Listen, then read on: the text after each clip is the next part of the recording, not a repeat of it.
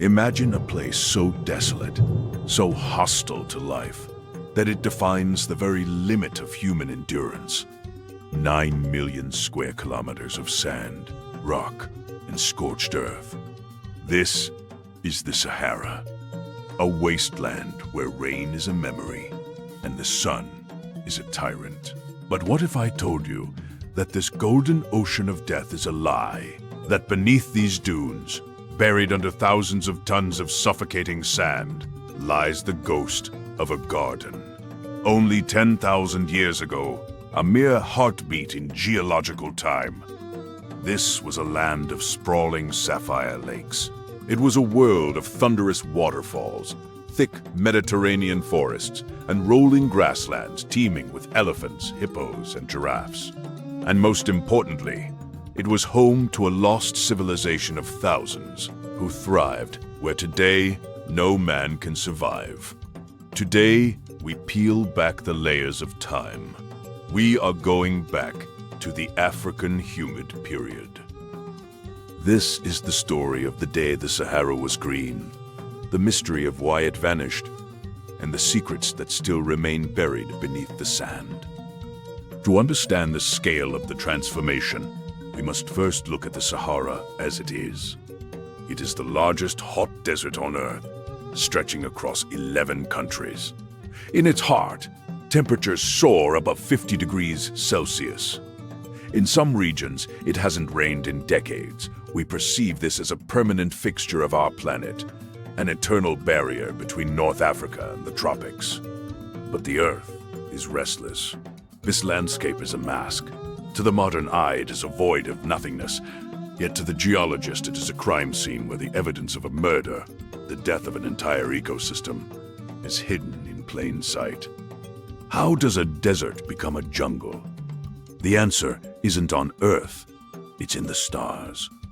Roughly 14,500 years ago, the world began to change due to orbital precession. Think of the Earth like a spinning top that has begun to wobble. Every 23,000 years, this wobble shifts the Earth's tilt, bringing the northern hemisphere closer to the sun during the summer months. This increased solar energy didn't just make it hotter, it supercharged the African monsoon. The heat created a massive low-pressure system, acting like a giant vacuum. It pulled moist, humid air from the Atlantic Ocean deep into the African interior. For thousands of years, the heavens opened. The Sahara didn't just get some rain. It became one of the most watered places on the continent. If you could step out of a time machine in the center of Libya 8,000 years ago, you wouldn't find a compass. You'd find a boat. This was a landscape of megalakes. Lake Megachad once covered 360,000 square kilometers, larger than all the Great Lakes of North America combined. To put that in perspective, it was an inland sea in the middle of what is now a dust bowl. Forests of oak and cedar grew in the highlands. Rivers, some as large as the Nile, carved pathways through what are now the most arid plains on Earth. These weren't seasonal streams. They were massive, permanent arteries of life. This ecosystem supported the Big Five of African wildlife: lions, leopards, rhinos, elephants, and buffalo, thousands of miles north of their current habitats. Where there is water, there is life, and where there is life, there are humans.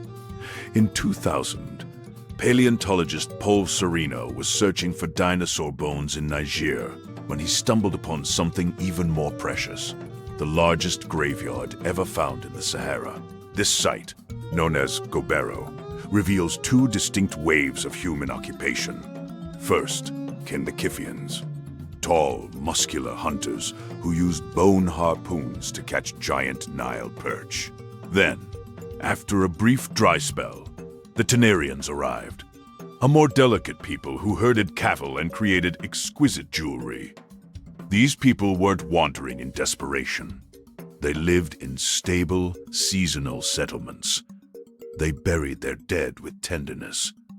A woman and two children found locked in an embrace on a bed of flowers. They were a green Saharan culture that thrived for 5,000 years, only to be erased by the encroaching sand.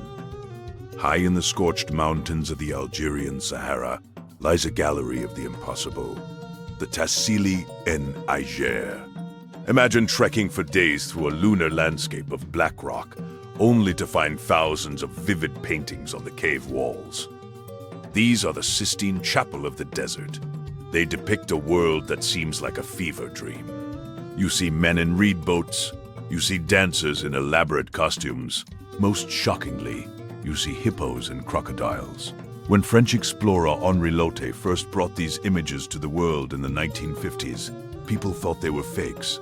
How could an artist paint a hippo, an animal that requires 100 liters of water a day, in a place where there isn't a drop for 1,000 miles? The truth was haunting. The artists weren't using their imagination. They were painting their reality. Today, we don't have to guess where the water went. We have technology.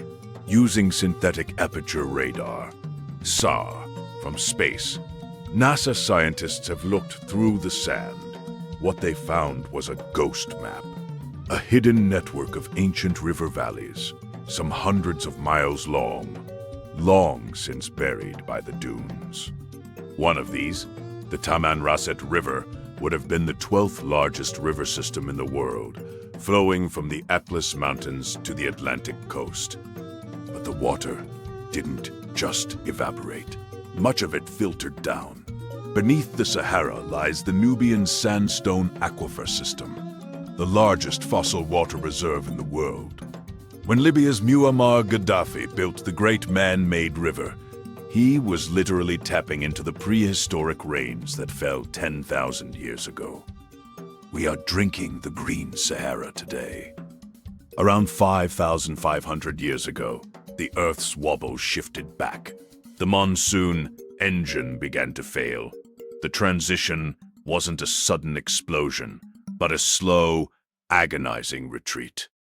Century by century, the lakes shrunk into salt pans.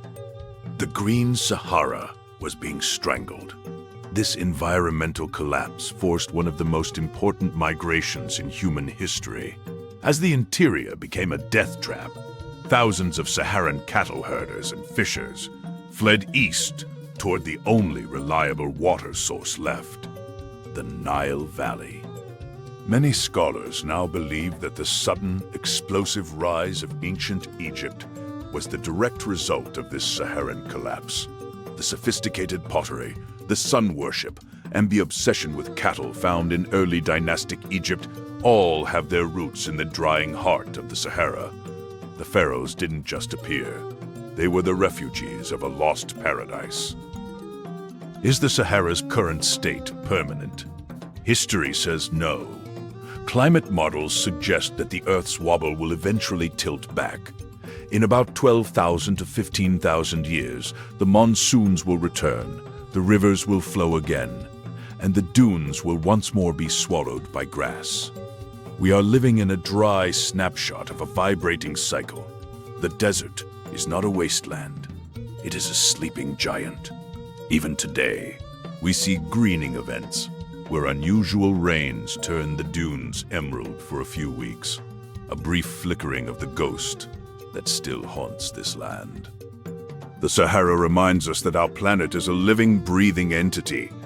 Landscapes are not permanent. They are merely chapters in a much longer book. Beneath the boots of every traveler lies a world of rivers, a world of forests, and a world of forgotten people waiting to be rediscovered. Every year, the wind shifts a dune and reveals a new secret. A harpoon, a piece of jewelry, or the bone of a whale. The Sahara keeps its secrets well, but it cannot hide them forever. If you want to uncover more of the world's hidden history and the mysteries buried beneath our feet, subscribe to Forgotten Files. The truth is out there, waiting for the wind to shift.